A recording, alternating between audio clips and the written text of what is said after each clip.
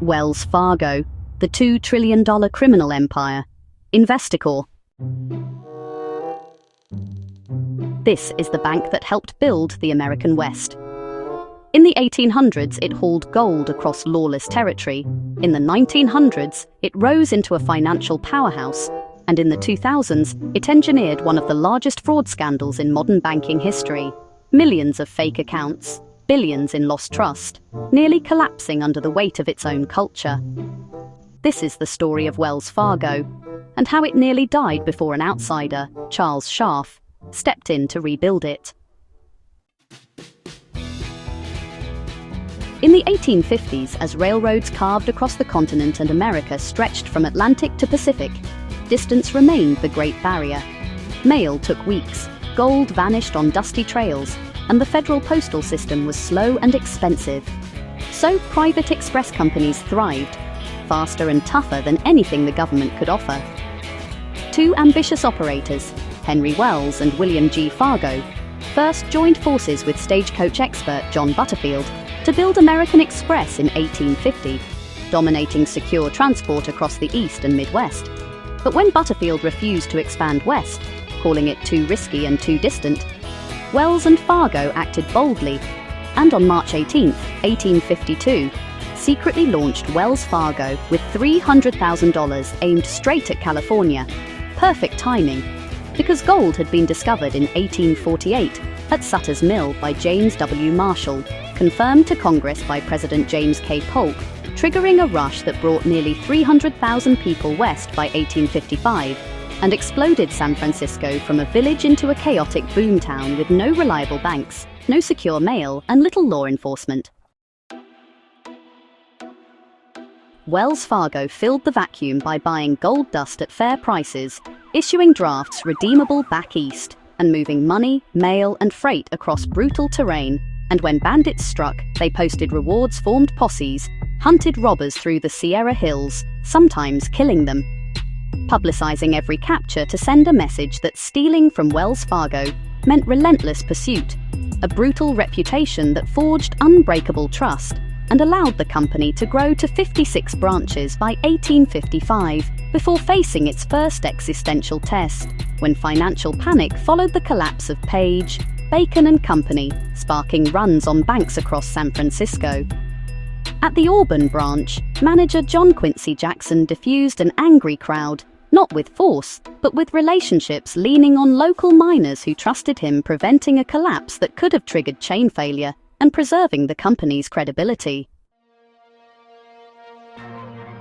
Through the 1860s, Wells Fargo consolidated western stagecoach routes for $1.5 million, dominating transport from Missouri to the Pacific.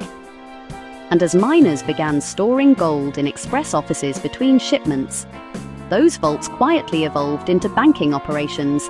Banking wasn't really planned, it just sort of emerged naturally from trust. By 1906, after surviving the San Francisco earthquake and honoring every depositor, confidence surged and deposits doubled. Yet, disruption loomed as railroad titan E. H. Harriman of Union Pacific Railroad split the company in 1905, separating banking from express operations and, well, pushing Wells Fargo fully into finance. When the United States entered World War I, the government consolidated private express networks into American Railway Express, ending the stagecoach era forever and leaving Wells Fargo solely a bank. Through mergers and consolidation, it strengthened its capital base during the Great Depression while facing fierce competition from Bank of America, founded by A.P. Giannini. And in 1986 it doubled in size by acquiring Crocker National for $1.1 billion, a bold move that worked, until 1995, when CEO Paul Hazen launched an $11.6 billion hostile takeover of First Interstate, doubling assets again, but, botching integration so badly that systems crashed, staff were cut, customers fled, and the deal became a cautionary tale of merger arrogance. Then, in 1998, Norwest acquired Wells Fargo in a $34 billion transaction, keeping the famous stagecoach name but importing a culture obsessed with cross-selling, which under CEO John Stumpf evolved into the mantra, 8 is great. 8 products per household, a strategy Wall Street adored, but employees feared as impossible quotas led staff to open unauthorized accounts, forge signatures, and shuffle funds without consent, culminating in a 2016 regulatory fine of $185 million for roughly 2 million fake accounts, the firing of over 5,300 employees, and Stumpf's resignation.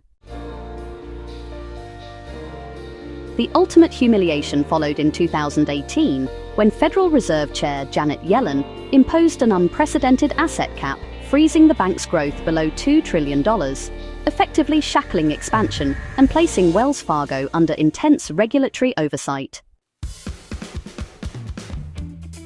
In 2019, the board turned to outsider Charles Scharf, a veteran banker and protégé of Jamie Dimon, who inherited a broken culture, low morale, regulatory scrutiny, and a growth cap that symbolized public disgrace. Rather than chase profits, he rebuilt the foundation, replacing leadership, cutting 55,000 jobs, investing heavily in risk management, simplifying operations, and shifting incentives from aggressive sales to ethics and controls, a slow and methodical overhaul that culminated on June 3, 2025, when the Federal Reserve finally lifted the asset cap, allowing assets to surpass $2 trillion and marking the bank's return to stability. The arc of Wells Fargo mirrors the arc of America itself: frontier expansion, industrial dominance, corporate excess, scandal, and reform. From hauling gold through bandit territory to creating millions of fake accounts and then rebuilding under regulatory shackles. Its survival has always depended on adaptation, but its history leaves one enduring lesson. In banking, trust is everything, and it can disappear faster than gold dust in the wind. Thank you for watching. If you enjoyed this documentary, please subscribe to the channel and follow for more in-depth stories like this. Your support helps us bring you more content. See you in the next video.